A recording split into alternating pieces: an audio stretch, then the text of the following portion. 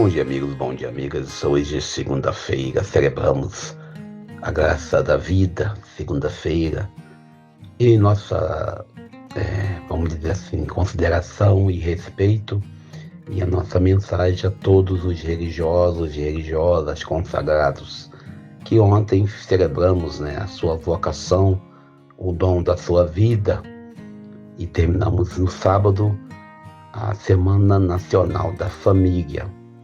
E a gente lembra que agosto, por excelência, para nós cristãos da Igreja Católica, é um mês vocacional. E a vocação, ela nasce da resposta de amor que damos a Deus. Alguns casados, outros consagrados no ministério da ordem, outros ainda com a consagração nos votos da comunidade religiosa, e outros ainda, como eu, consagrados como leigos, independente, vamos dizer assim, da consideração se é casado ou se é solteiro. Essa é a nossa vocação. Lembrando a todos e a todas que todos nós temos a vocação de vivermos e comunicarmos o Evangelho. E a partir daí teremos o Evangelho de hoje, Mateus capítulo 19, versículo 16 a 22. E para não perder o costume, o pessoal fica às vezes bravo comigo, mas eu não vou deixar de falar. Ontem nós tivemos aí, pelo menos nós vimos aí, uma outra matéria sobre a questão aí do ajudante de ordem do ex-presidente da República, aonde o advogado deixa bem claro, pelo menos na sua fala, que todas as orientações do referente ajudante de ordem eram dadas pelo seu superior hierárquico. Bom, para quem sabe ler, um pingo é um ponto, não tem nada a ver com letra.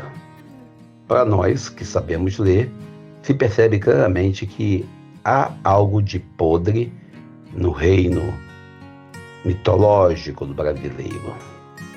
O Evangelho que nós seguimos nos obriga a ter essa metodologia, a questão de você ver, iluminar e agir. Não tem como nós que vivemos os dias de hoje, na graça da vida, ficarmos omissos em nossas escolhas e vocação.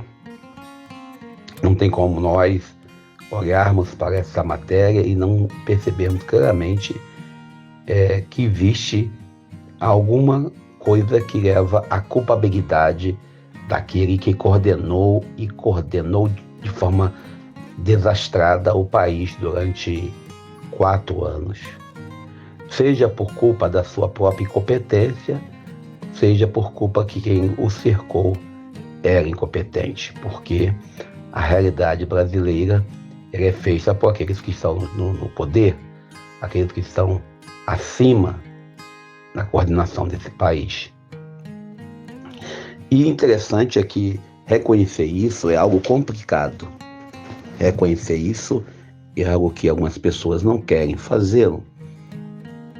Procuram dizer, olha, nós temos aqui um marido que não é fiel à sua esposa, mas o marido da outra é mais infiel.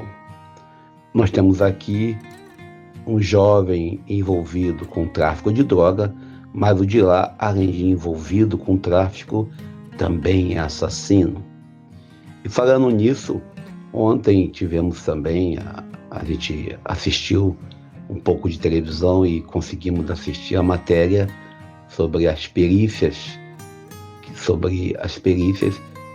das pessoas assassinadas lá em São Paulo, em Guarujá, que a palavra assassinato não pode deixar de ser usada. O Evangelho que nós seguimos nos convida a defender a vida, independente de quem seja. A vida do policial importa, a vida do morador também. Não podemos jamais concordar com o assassinato, seja da parte daqueles que estão sobre a própria lei e da parte daqueles que estão sobre a lei do Estado. Por isso, a gente tem que sempre usar novamente a questão de observar as nossas atitudes. E o Evangelho de hoje, que nós lemos, nos convida a uma grande resposta que devemos dar ao Senhor. Um jovem, quando fala em juventude, o jovem vai até Jesus e Jesus é logo puxado o saco. Mestre, o que devo fazer para ter a vida eterna? Jesus ele traz para nós uma lei simples, mas nós às vezes escuto isso quase que diariamente por alguém dizendo: eu não vou para a comunidade, para a igreja, não vou preocupar com isso porque eu não mato, não roubo, eu não cometo adultério, não furto e não levanto falso testemunho, não sou fofoqueiro e sempre honrei meu pai e minha mãe. Mas Jesus hoje traz para nós uma coisa interessante, que até para aqueles que estão sentados no banco das igrejas, seja no presbitério, seja na assembleia, ele convida a amar o próximo. Jesus nos convida a abrir mão das posses, daquilo que nós temos. Jesus convida o jovem à ousadia de viver a caridade, a ousadia de testemunhar Jesus não apenas com o ritualismo do cumprimento de uma lei, mas com uma vivência plena. E o seguimento de Jesus envolve você abrir mão da própria vida. E vivendo o dia vocacional de hoje, nós percebemos que esse jovem retira-se entristecido, porque tinha muitos bens.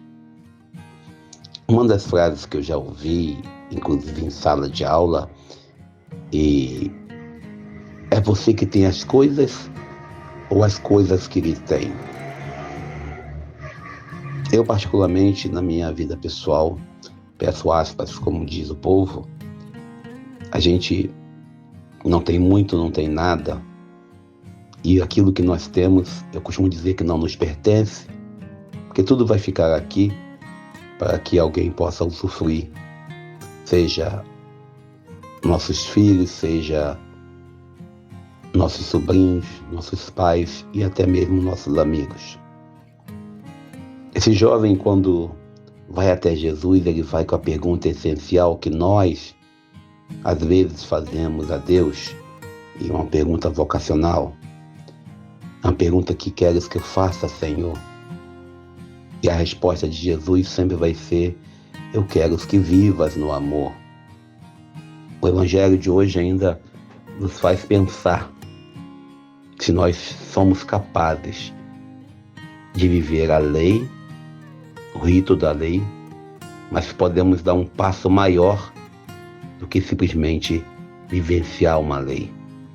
Se somos capazes de buscar a perfeição, testemunhando Jesus, não apenas com a boca ou com uma frequência a um culto dominical, a uma missa semanal, a Eucaristia semanal, mas com toda a nossa vivência, com toda a nossa atitude. O Evangelho aqui, Jesus não responde como nos outros textos sinóticos: bom mestre, o que queres que eu faça para ganhar a vida eterna? Jesus responde no outro texto: bom é somente Deus. Então não adianta que nós sempre seremos imperfeitos, mas o importante é buscar a perfeição. E aqui a frase: o que vale é a intenção, cai muito bem. Deus nos abençoe e nos ajude, iniciando mais um dia nessa segunda-feira. Eu sou Daniel Nonato.